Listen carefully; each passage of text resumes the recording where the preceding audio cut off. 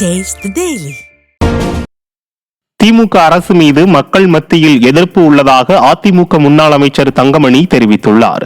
திருச்சி மாநகர் மாவட்ட அதிமுக கலாய்வு குழு கூட்டம் மாவட்ட செயலாளரும் முன்னாள் துணை மேயருமான சீனிவாசன் தலைமையில் நடைபெற்றது. இக்கூட்டத்தில் முன்னாள் அமைச்சரும் கழக பொருளாளருமான திண்டுக்கல் சீனிவாசன், முன்னாள் அமைச்சரும் நாமக்கல் மாவட்ட செயலாளருமான பி தங்கமணி, முன்னாள் அமைச்சரும் கழக செய்தி தொடர்பாளருமான கோகுல இந்திரா ஆகியோர் பங்கேற்றனர். கூட்டத்தில் பேசிய முன்னாள் அமைச்சர் தங்கமணி, சட்டமன்ற தேர்தலில் அதிமுக தான் ஆட்சிக்கு வர வேண்டும் என மக்கள் விரும்புவார்கள் என தெரிவித்தார். இதைத் தொடர்ந்து பேசிய முன்னாள் அமைச்சர் திண்டுக்கல் சீனிவாசன், திமுக அமைச்சர்கள் மக்கள் பணத்தை கொள்ளையடிப்பதாக குற்றம் சாட்டினார். இதில் கழக நிர்வாகிகள் பலரும் கலந்து கொண்டனர்.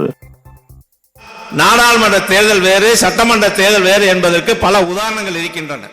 இப்பொழுது தமிழகத்தில் நடைபெற்ற ஆட்சிக்கு தமிழக மக்கள் மத்தியிலே மிக எதிர்ப்பு இருக்கின்றது. அதை நாம் சரியாக பயன்படுத்திக் கொள்ள வேண்டும். தமிழக மக்கள் வாக்களித்தார்கள் இல்லை என்றால் திமுக இவ்வளவு பெரிய கூட்டணி அப்படியே இருக்கின்றது.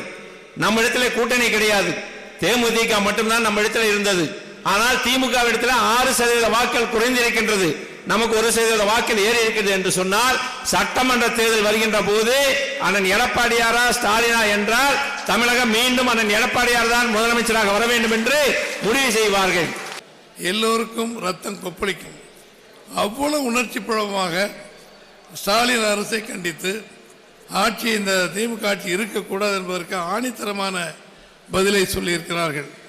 பார்த்து துவந்து போயிட்டார் இருந்தால் ஸ்டாலின் அவர்களும் அவருடைய மகன் உதயநிதி ஸ்டாலின் அவர்களும்.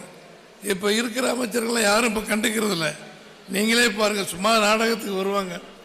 நம்ம திமுக மந்திரிகள் வர மாதிரி வருவாங்க, போங்க, நமக்கு என்னப்பா, அவங்க அப்பா முதலமைச்சர், மகன் துணை முதலமைச்சர், நீங்களே எல்லாம் பார்த்துக்கிட்டு இருக்கிற சீக்கிரமாக அடிக்கணுங்கிறத அடிச்சு நொறுக்கிட்டு பணத்தை அள்ளிக்கிட்டு. கோவை கரியம்பாளையம் தனியார் கலை மற்றும் அறிவியல் கல்லூரியில் தேர்வு கட்டணத்தை செலுத்திய பிறகும் கல்வி சான்றிதழை தர மறுப்பதாக மாவட்ட ஆட்சியர் அலுவலகத்தில் மாணவர்கள் புகார் அளித்தனர்.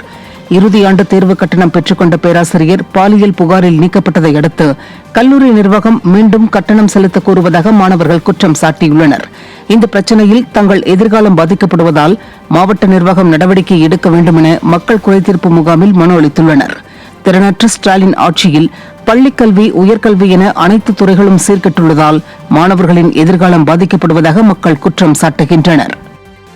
உயர்கல்வித்துறை கல்வியை வியாபாரமா பாக்குறாங்களோன்னு சொல்லி எங்களுக்கு தோணுது. ஏன்னா பாத்தீங்கன்னா இதே பாஜக பள்ளிகளுக்கு இப்ப வரைக்கும் 7 வருஷமா விசி போடல, ரெஜிஸ்டர் கிடையாது, துணை இது தேர்வு கண்பாளர் கிடையாது. ஸோ இந்த மாதிரி இஷ்யூ இருக்கும்போது இதை இப்போ வரைக்கும் கண்டுக்கவே கிடையாது. ஒரு யூனிவர்சிட்டிக்கு நிலைமைனா மற்ற கல்லூரி நிலைமை நினைச்சு பாருங்க.